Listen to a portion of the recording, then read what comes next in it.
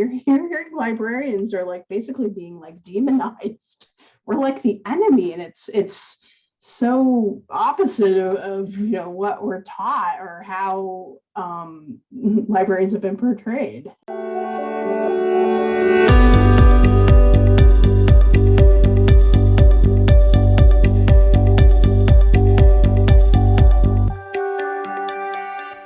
So hello, everybody, and thank you for joining us for this episode of First Amendment Museum Unscripted. Today, we're talking about banned books, and I've got my team of experts here to talk about this. I'll give them all an opportunity to introduce themselves. My name is Sarah Schultz-Nielson. I'm the director of the Lithgow Library in Augusta, Maine. I've been the director here for almost 4 years, but I've worked here in Augusta for 20 years. So I am Katherine Webber. I'm the lending services librarian here at the Lewiston Public Library, and I've been here for about 6 years. Hi, I'm Nina Ellis Frischmann. I am a lecturer in the History and Humanities departments at the University of Colorado in Colorado Springs. And for several years, I actually taught a class on banned books. Which is why I reached out to you. I saw that on your profile. So the first question I want to ask is, why am I seeing so much about banned books in the news these days? How come every time I open up, First Amendment Twitter, I see something about banned books? What's going on? Someone fill me in. Anybody want to take this? Well, I'd like to say this is not a new phenomenon, right? We have seen some form of censorship on media really since the antiquity. We saw it a lot in Persia, in Greece and Rome, in China. Of course, we saw it throughout Europe in the Middle Ages. And in the United States, right, we have gone through these cycles where there are certain periods of time where people don't spend a whole lot of energy thinking about what others are consuming. But it tends to be this idea of protection of children from certain ideas that their guardians think is inappropriate. And we just happen to be at the height of one of those cycles where adults are very invested in what children are consuming on all platforms. And I think social media may actually be increasing this, because now, right, before, children only had access to what was in their school libraries or their public libraries. And now, because of digital media, right, you can check something out from any library in the world or just someone's private collection, right? And so I think that may be why we're kind of seeing this height kind of reemerge, the cycle. Thank you, Nina. And Sarah, were you going to say something? Yeah, I agree. It starts with our youngest library users. I'm seeing daily on library listservs and in the news cycle about books attempting to be banned, books being challenged. And so a lot of that is with that age group, and even experiences I've had here with books being challenged. It's always been in our youth area with materials. So what does that mean when you say books are challenged and books are banned? What are some of the differences of that? And can you sort of parse through this language? Yeah, so speaking from my own experience here, we have a reconsideration form. So if somebody, and certainly everyone has the right to voice their opinion about materials, somebody comes forward and says, I don't feel like this book is appropriate, there's a whole kind of like checklist of things that we go through, and always reminding whomever it is that has a problem with the material that librarians are the ones who curate this collection, which means we read reviews, we look at where it fits in other libraries' collections. So we base our ordering not just on a whim.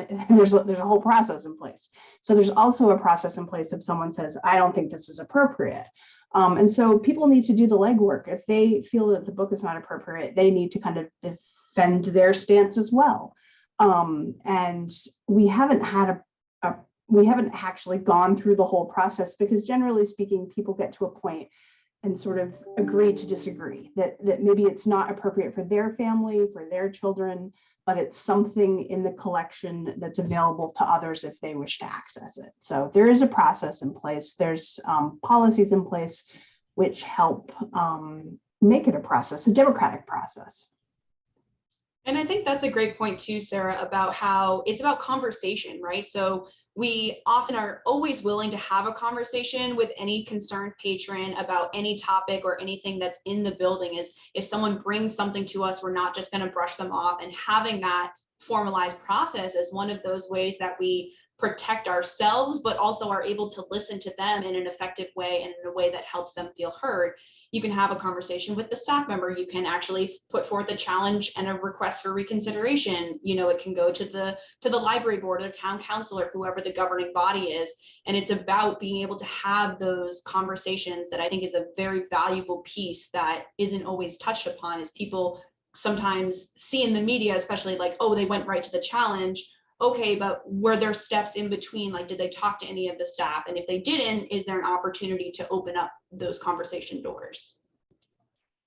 Well, and I think in schools, it's interesting because we're seeing more and more challenges on what's in the curriculum, right? It's not just what is available in a library, right? It's not just reconsideration of, right, a book in a collection that someone might check out.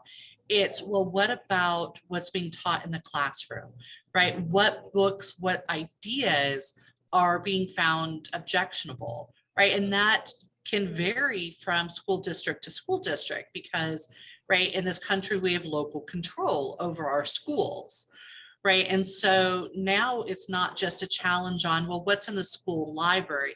It's, well, what teachers can and can't teach, right? What books should or should not be in the curriculum. And I think just like the public and individuals have a vested interest in what their children, right, are learning or consuming, it's almost a broader conversation about what all children should have access to, right? Because we're now seeing this idea, and again, this is a part of the cycle, is the public has a vested interest, right, in what kind of education we give to our citizens, right? And so what ideas are found objectionable, and when something is objectionable, right, what are we going through a democratic, fair process? Or is it this idea that some people don't have that access to that process? Right? And what does that look like? And who are the people who do and do not have access? So I want to sort of describe what the narrative I've been seeing and see if you guys agree, or if you've seen a different narrative, or if this narrative is even accurate. The narrative that I've seen or have been perceiving with what's going on is, it seems like right-wing institutions, groups, people are the ones pushing very hard to ban books and content from schools and libraries right now, in this moment, not historically, but now in September of 2022. Is that a fair assessment? Is that a fair appraisal, or is that way too generalized and way too, like, is that too dumbed down? Am I missing the nuance here? This is just what I've seen. I just want to ask honestly, if this is what you guys have also noticed, or if it's different than that. I do think that's the narrative, right? But I'm not sure if that is the reality, right? Because I see challenges, right, in my area from people of all ideological backgrounds. But I think the ones that are getting most of the news coverage are these large institutions pushing things, right? And we saw this at the turn of the 21st century too, with the Harry Potter series, right? Where there was a concerted, unified effort, right, from Focus on the Family, right, and their media wing to get parents to challenge Harry Potter in libraries. But that, though, they weren't the only challenges that were happening, right? There were challenges to all kinds of media. I'm thinking right now, right, challenges on works that of youth works that talk about suicide, right? And is that appropriate? Well, those aren't just, you know, people from the right challenging those books, right? There are people from all walks of life. But I think the media is certainly focusing on one narrative that I'm not sure is entirely accurate. I agree. I think you can't lump it all in one corner. I know that for the materials here that people have had questions about, it not 100% deals with sexuality, and you know, it could be a faith-based, just where they're coming from, rather than, you know, lumping it politically. And what I'm seeing, you know, throughout the state, you know, genderqueer is a book that, you know, people, I think there's a bookstore here in the state that's trying to get it into the hands of libraries, because there is a huge effort to erase that. And again, schools are very different than public libraries, because not all schools are publicly funded. And so you have your own separate thing there, which I'm seeing, you know, here in this state, that the idea of, you know, privatization of education means you can kind of funnel through what the message is, rather than a broad materials for kids in schools. And so it's kind of a segregation of sorts, I think, because if you have a certain message and you want to push it through, you're pushing it through to your young people. And so schools have in local parentis where they can make decisions for their students based on what they think is appropriate for them. Where here at the public library, we're trying to have something for everyone. So I agree, it is broader, but you are hearing it more, and you're hearing librarians are like basically being like demonized. We're like the enemy, and it's so opposite of you know, what we're taught or how librarians have been portrayed. And so it's important to have, I think, for librarians to have support, because dealing with a challenge is really difficult. You know, you want to make sure that you're prepared, that you have good policies, that your board, your city manager, whomever has your back, because nobody wants that kind of bad press, but it's out there. And I think we need to be prepared to face it when it happens. I agree. I think the narratives that are gaining traction are the ones that are the most cohesive, I guess you could say, is those are the ones that are getting all the press time, but not necessarily the only option or, you know, stratagem. Like, I am also hearing a lot about it being about parents being concerned about various things, regardless of ideology. Like, it just has to do more with their personal beliefs about how they want to raise their children. Like, that's another big narrative. And I think it's cautionary to say we shouldn't be lumping everything together, because it's not always black and white. And, you know, it's one of the biggest reasons that libraries, you know, as a whole, we sort of have these things that we agree upon as our principles, and sort of how we provide things to the community, and how we put information out there, and who we're supporting and how we support. And, you know, we have these guiding principles that we follow, and helping people to understand like what a library is for, is a really important message too, that needs to get more out there. So not just the narratives against, but also like why a public library is important. Well, and I think part of the broader conversation is, I think most adults would agree that parents and guardians, right, have the right to guide their children in whatever way they choose, right? And that they certainly have a right to decide what their child should and should not be consuming. I think the broader issue with challenges and with banning is now we're saying it's not just my child, but it's all children, right? That I am deciding, right, that no child should have access to this material, right? And that's certainly a broader issue, right? And as you say, with both public libraries and publicly funded education, right?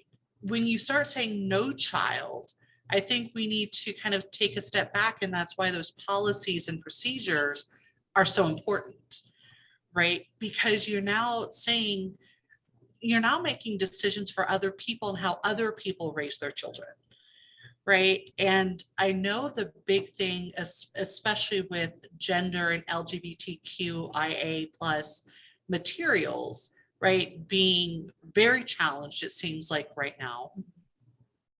But we also know that 40% of transgender youth attempt suicide, right? And that if they have one adult in their life that affirms their identity, that ideation, suicide ideation, goes to almost 0%, right? And so representation really matters. And so I think this is kind of the challenge when we start talking about banning materials or challenging materials for everyone. So what, I know we've already thrown out some titles on books that are currently being challenged and some of the larger themes of some of the books that are being challenged, but what are some of like the big titles? Like, you know, we've talked about Harry Potter. I certainly remember Harry Potter always tops the list of like most challenged and banned book from 1999 to 2009 or something like that. So what are, in 2022, what are some of the books being challenged? What are the major books being challenged, and why are they being challenged? And how does that tap into this larger social and political moment we're in? Yeah, I think about 15 years ago, It's Perfectly Normal was challenged here, and it's still being challenged. And we had, Katherine, I don't know if you had heard of this, there was a woman who basically borrowed that title from the two libraries across the river where you are, and with no intention of ever returning them. So she basically stole them because she didn't want other folks accessing them. And that book was challenged here too. And I see that Roby Harris title like pop up now. It's still, you know, it's been revised, it's been updated. That is just a hot one. And really it's because it realistically portrays bodies, it talks about sexuality and gender. It's a really honest book, and that makes some people uncomfortable. It's just hard to believe that so many years later, this is still something that irks people. Yeah, that's always one that seems to appear. I was listening to a podcast recently with George Johnson regarding the book All Boys Aren't Blue. That's another one, and I'm pretty sure that author was recently named an honorary, I'm not remembering the title, but something by ALA, basically honoring the fact that that book had been challenged so many times this year. So that's another one that's come up a lot. Genderqueer, specifically here in Maine, has come up very frequently, as Sarah mentioned. The Hate U Give has been a popular one for the last few years. And then you have older titles like The Bluest Eye by Toni Morrison is consistently challenged. So there's books that you see consistently challenged, and then there's books that like go out of fashion or style, and then they sort of reemerge, as I'm sure Nina could talk more about that cycle of and sort of why that comes about. And it's interesting if you look at the books year over year, and ALA actually does have lists of every single major book challenge. They keep track of all of that, which is really a fascinating read if people have the time to look at not only the top challenges, but also the sheer number of challenges this year has skyrocketed. So I think it's almost doubled or more than doubled last year to this year. So that's also a very telling number of this sort of cyclical time that we're in. And so those are, you know, some of the top titles, and then you can sort of see the same ones sort of reappear over a certain set of time, or like they fall off and then they come back. I'm also seeing books like Ibram X. Kendi's How to Be an Anti-Racist, right? Because he has a children's version of that book. And that seems to certainly be on the rise. And so kind of the themes, right, going back to Katherine's idea about the ALA, books are things, about LGBTQIA plus issues. Sexuality in general is almost always on the list, even sexually explicit things for heterosexual, right, teenagers. Anything that kind of deals with sex and drugs, right? Gang violence is typically on the list. And we're starting to see this idea of what might be called anti-racist literature. So literature that exposes anything that is divisive, right? Things about the United States past, right? Certainly things that would talk about, the genocide of Indigenous Americans, or the continued discrimination, right, against Black, Brown, and Asian people. Certainly anything about some of the military actions the United States has taken across the world that put us in a pretty poor light, right? Those things also tend to be kind of on the rise. And I wonder if the pandemic hasn't accelerated this kind of cycle, right? Because so many of us, our children for a year, some cases 2 years, were at home. And so parents had much greater access to what was available to their children, right? Because they were in classrooms, right? They were, intimately involved in the book reports their children were doing. And so I wonder if we were already kind of at the rise of that, but it does seem like over the last 18 months, that has exponentially accelerated. And I do wonder if the pandemic hasn't played a part there.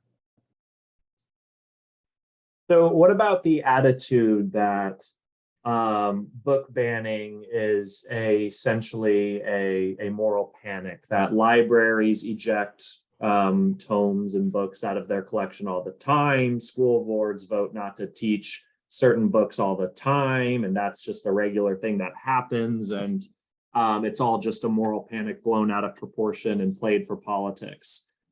Is there truth in that narrative, or essentially my question is this banned book thing, is it marketing to get people to read more, or is it actual threat to free expression in our country?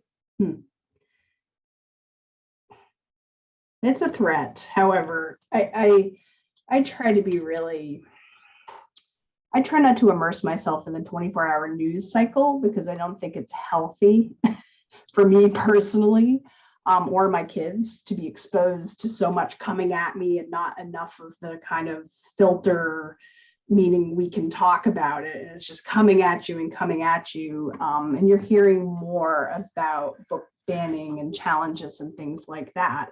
But like you were saying, Nina, I mean, this is something that it's of the ages and will continue. But I think it's something to not ignore. I think it also has to do with people wanting to find explanations sometimes where there isn't one set answer.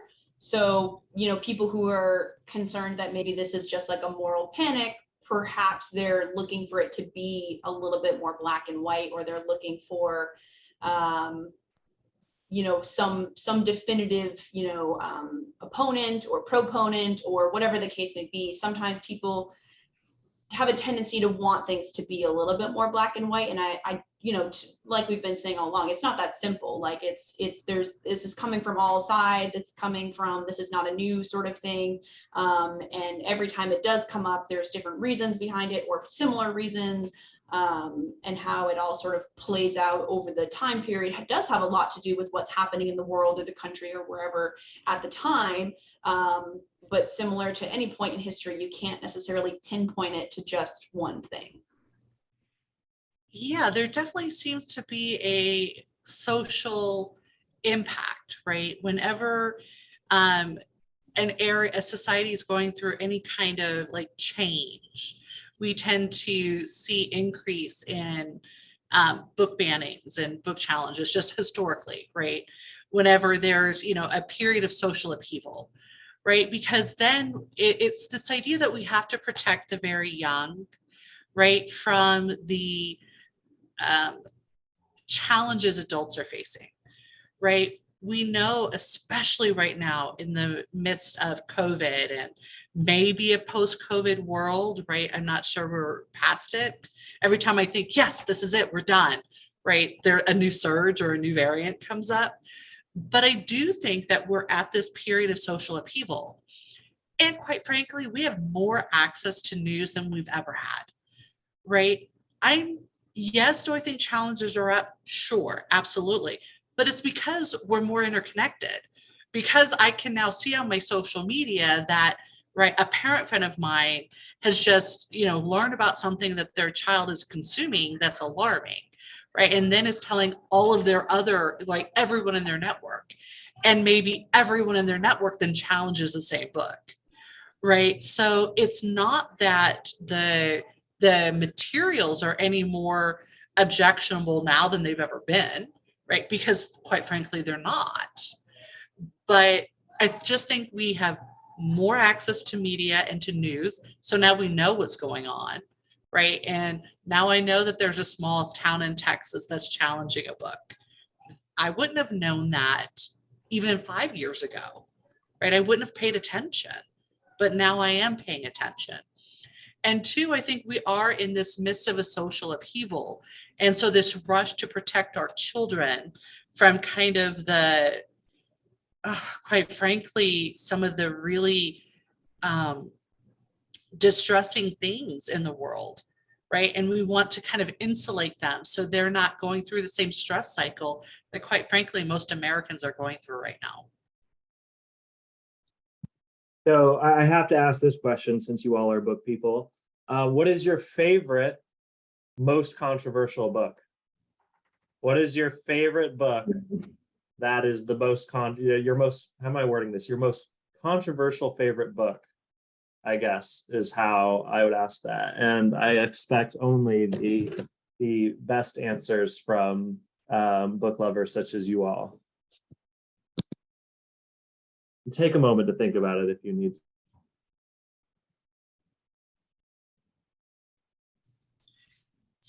That's a tough one, because I have to say I have like my favorite overall and then maybe my favorite contemporary, right? I have to say my favorite overall is probably Lolita, because quite frankly, I hate that book, right? It, like, from a moral perspective, it is one of the most amoral books I've ever read. But that's why I love it, because I have the right to consume that, even though, like, I hate the fact that Lolita is kind of seen as this seductress when I'm like, she's 13 years old. Like, children are not, right? That's a viewpoint, but it's not accurate. They're still children at that age, right? So they're certainly not culpable for a sexual relationship with an adult.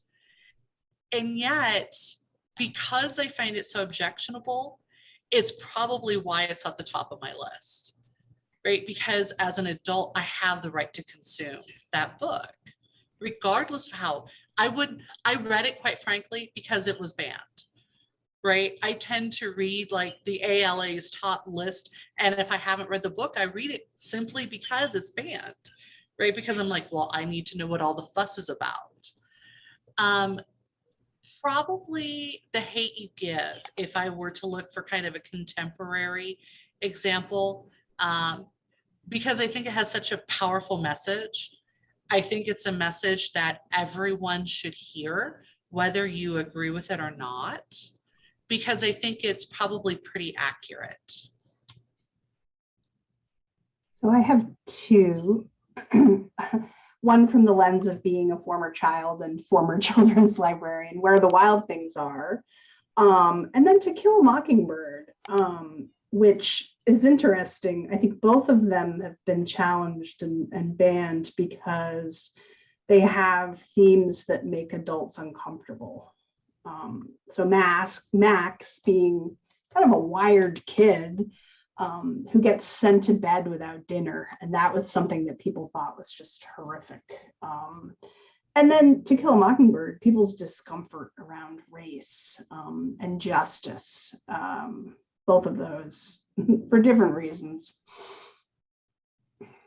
I'm actually terrible at selecting a favorite anything.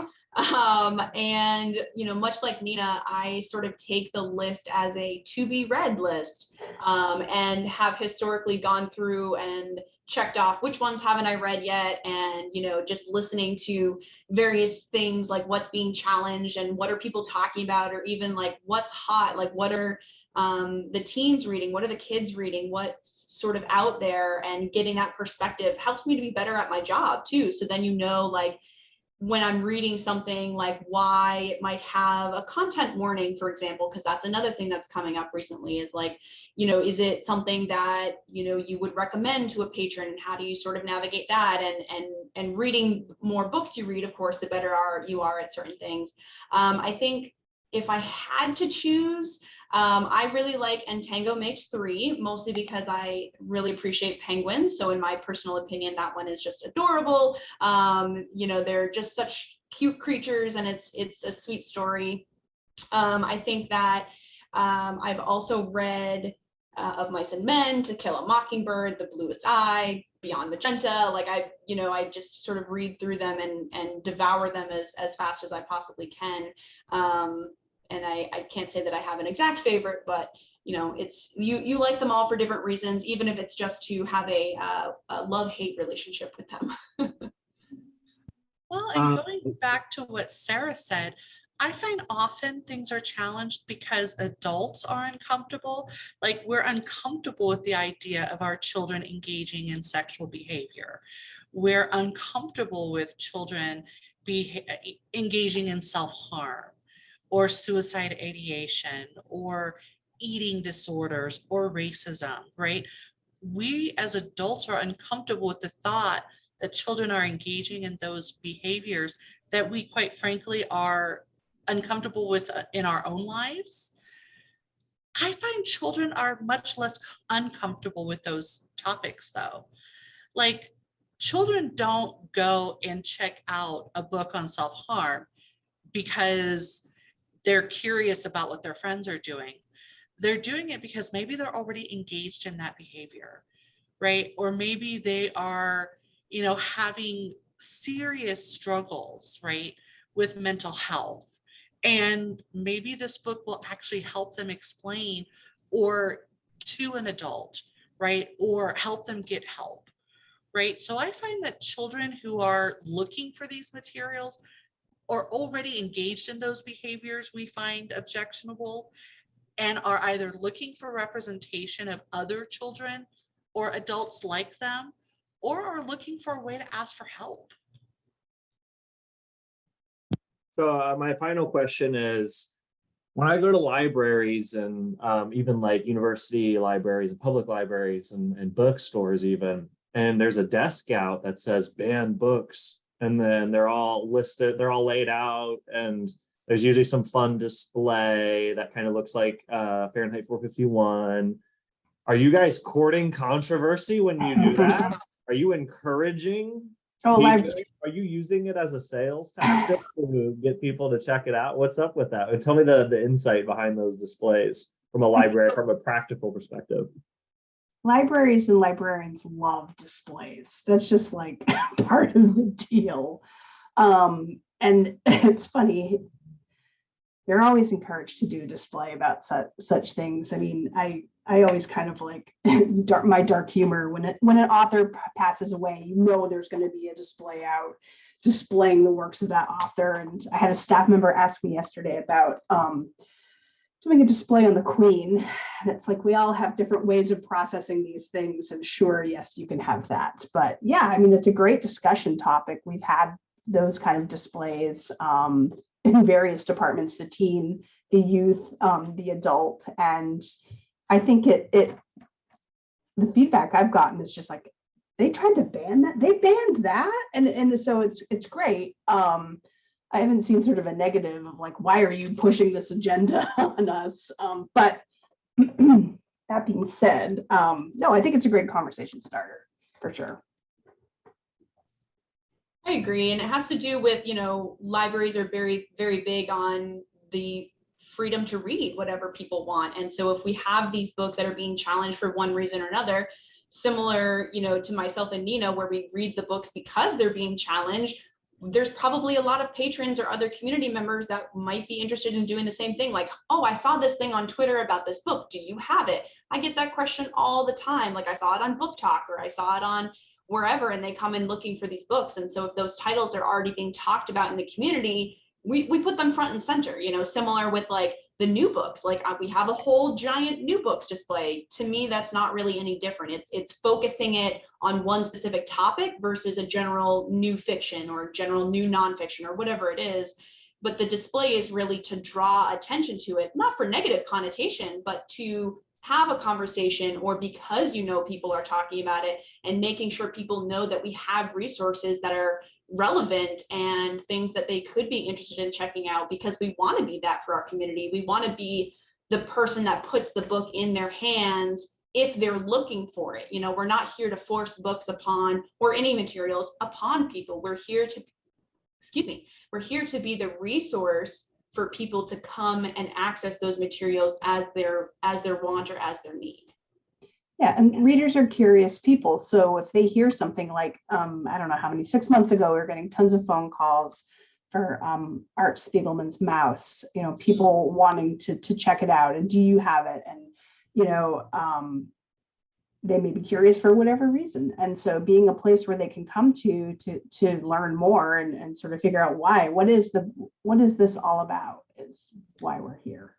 Well, and I find that the purpose of public libraries or public education is to have an educated citizenry, right? To have people who can critically and creatively think about the challenges facing us, as well as the joys facing us, and that we can share in both those challenges and joys, right? So I enthusiastically say, yes, Banned Books Week displays are, pushing banned books, but again, not in a negative way.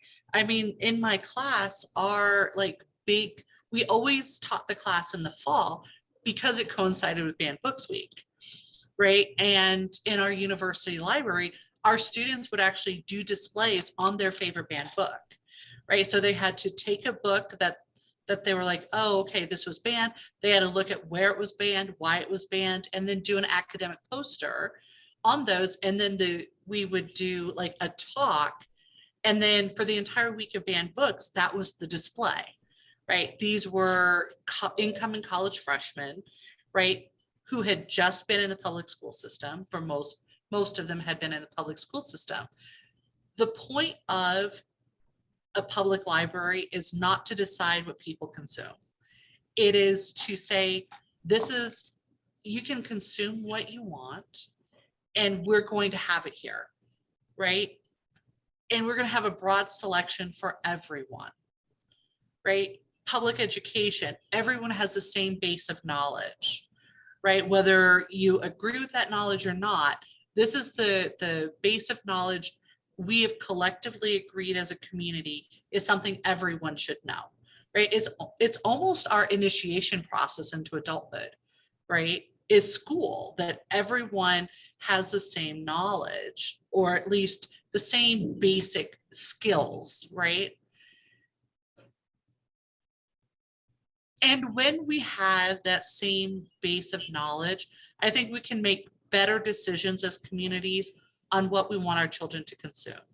It shouldn't be a small minority of people saying no one can consume this media, right? Again, I think I stated before, when we start saying no child should have access or no adult should have access to something, I think we get into dangerous waters, right? And fundamentally, banned books is about making sure that one person can't decide for us all. So I lied. My last question is this question, and it's a yes or no question, so you don't need to follow it up. It's just one word. Is Banned Book Week your favorite holiday? Yes or no? Oh my. I wouldn't say it's my favorite holiday. I have it definitely has its perks, but it's not my favorite holiday. I love it, but it's not Christmas or Halloween. Sarah, you're being suspiciously silent. Yeah, not my favorite, but really important. All good thoughts. Well, thank you guys so much again for joining us. And I just want to give you guys the opportunity now, if there's any final thoughts, if any final words, any final message you want to get out there, or if there's anything you want to promote, anything you want to get out there, whether it's a program or event or more content that you're working on or doing, or social media, anything like that. And you can say, no, I'm good. I just want to give that opportunity. Sarah, if you want to go first, and then Katherine and Nina. Oh, we have lots of programming for all different ages. And I always like to highlight our teen programming because it's an area where our teens are kind of testing the waters and, coming into the library on their own accord rather than being brought to story times and things like that. But that's a very important population who hopefully will continue to use the library and be supportive. So we have hybrid programs for teens. We have hands-on aspirational programs for teens. And I think if anyone is curious, visiting our website, www.lithgowlibrary.org, there's tons of information there about that. So in light of that, so Lewiston also has tons of programming, which is really great. But one of the big things that I'm really proud about is the park passes and museum passes that we offer here. So this is a relatively new thing. We've had the park passes for a while, but recently got access to like our children's museum, the botanical gardens, so you can get discounted things through the library. So libraries aren't just about books, and it's not just about banned books, but it's also about accessing other things in the community and figuring out what you can do here. lplonline.org is our website for more. I just want to remind young people who may need access to particular materials that they can't get in their local area, that the Brooklyn Public Library has offered a free banned unbanned e-card for anyone 13 to 21. It's bklynlibrary.org, because I think that young people are facing much different challenges than I certainly did when I was their age. And sometimes a book can be the difference between well-being and not well-being. And if you are encountering severe mental health or even mild mental health challenges, please call, especially if you are have suicide ideation, the suicide hotline. That number is 988. All you have to do is call. You can chat or you can text. All right, thank you guys very much. And again, I really appreciate you guys taking the time to do this. I always enjoy these episodes just because they're so freewheeling and you never know where they're going to go. But I think we covered a lot of good ground. And yeah, so thank you. Thanks for the opportunity, Max. Yeah, thank you guys. You guys are awesome. So I hope you guys have a good weekend. So thank you. You as well. Thank you for the invitation. It was lovely speaking with all of you.